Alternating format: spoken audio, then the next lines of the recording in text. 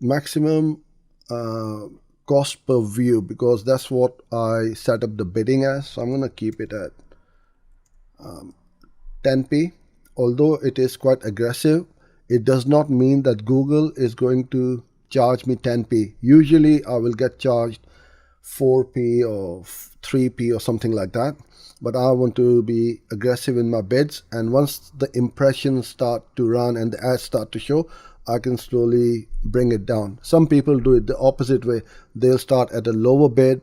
When they don't get any impressions, then they slowly build it up, but that wastes quite a bit of time, because you'll have to wait for the next day and see what's happening. Like this, once my ads are approved, I'm going to get my ads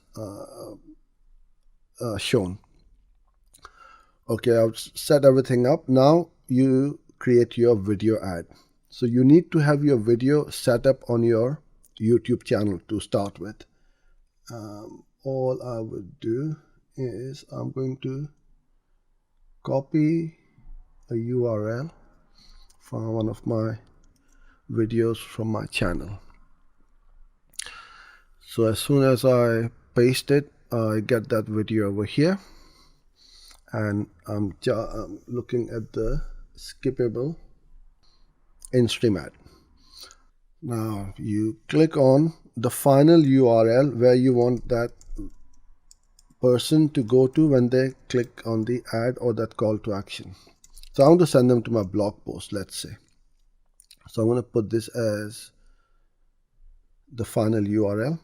But for the display URL, you don't need to put up the whole URL. You can just put it up as sfdigital.co.uk, because that's how it's going to show up over here. You don't want all that HTTPS or www. This is fine. If you made an error, you're going to get one over here when you try to upload it. YouTube is going to, let's try it. If you just try that, once you click on create campaign, it's going to show up as error over here that you made a mistake and you need to put up a display URL.